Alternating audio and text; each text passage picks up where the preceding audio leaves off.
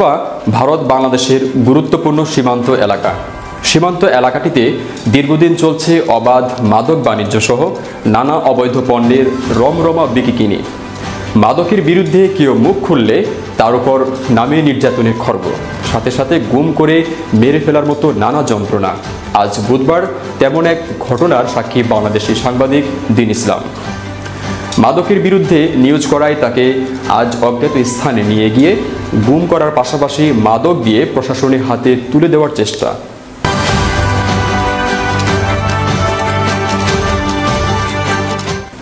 দিন ইসলামের বুদ্ধিমত্তায় কোনো রকম প্রাণী বাঁচলেও এখন জীবন সংশয়ে তিনি। অনুসন্ধান বলছে, সম্প্রতি বাংলাদেশের সাংবাদিক দিন ইসলাম সেই দেশের জাতীয় দৈনিক সূর্যোদয়ে কসবার মাদক ব্যাপারী কসবা উপজেলার কুঠি ইউনিয়নের রানিয়ারা বিষ্ণুপুরের আবুল মালেকের ছেলে মাসুদ পারভেজের ভারতীয় চিনিসহ মাদকের নিউজ প্রকাশ করলে তখন থেকে সাংবাদিক দিন ইসলামকে দুনিয়া থেকে সরিয়ে দিতে নানা ষড়যন্ত্র করে আসছিল মাদক সম্রাট মাসুদ পারভেজ। মাসুদ পারভেজের মাদকের লাইন ক্লিয়ার দেন তার আপন ভাই কাঠেরপুল এলাকার নাইট গার্ড মামুন। সে নাইট গার্ডের আড়ালে তার ভাইয়ের মাদকের লাইন ক্লিয়ার দেন প্রতিনিয়ত। তাই প্রশাসন একাধিকবার অভিযান চালিয়েও কোনো সুফল মেলে নাই। মাসুদ পারভেজের ভাই সাথে সাথে মাসুদ পারভেজকে বলে দিলে সে জায়গা পরিবর্তন করে ফেলেন, তাই তাকে ধরার সম্ভব হয় না। স্থানীয় গ্রামবাসীদের অভিযোগ, মাসুদ পারভেজের ভাইকে নাইট গার্ড থেকে বরখাস্ত করা হোক। মাসুদ পারভেজের ভয়ে ক্যামেরার সামনে কেউ মুখ খোলার সাহস করে না, করলেই তাদেরকে গুম খুন মিথ্যা মামলা দিয়ে জড়িয়ে দেওয়া হবে।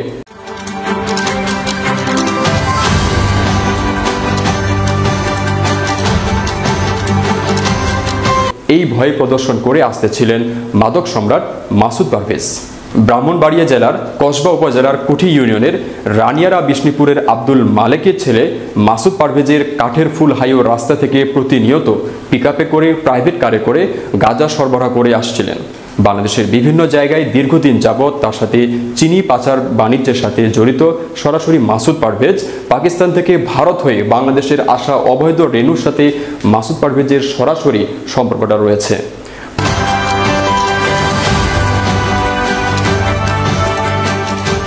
প্রতিনিয়ত মাসুদ পারভেজ ইন্ডিয়া থেকে শুল্ক ফাঁকি দিয়ে হাজার হাজার পিস মোবাইল আনতেছে অবৈধ পথে। সেগুলো বাংলাদেশের ঢাকা, চট্টগ্রাম বিভিন্ন জেলায় সাপ্লাই করে আসতেছিলেন মাসুদ পারভেজ। মাসুদ দিন ইসলামকে ধ্বংস করে দেওয়ার জন্য বেছে নেন বাংলাদেশের তথাকথিত আরও দুই স্থানীয় সাংবাদিক। হত্যা মামলার আসামি সাথে জড়িত ছিলেন ব্রাহ্মণবাড়িয়া জেলার কসবা উপজেলার কুঠি পূর্বপাড়ার রেনু মিয়ার ছেলে সাংবাদিক শাহপরান, স্থানীয় এশিয়ান টিভির প্রতিনিধিকে, যাদের মূলত দহর মহরম মাসুদ পারভেজের সাথে।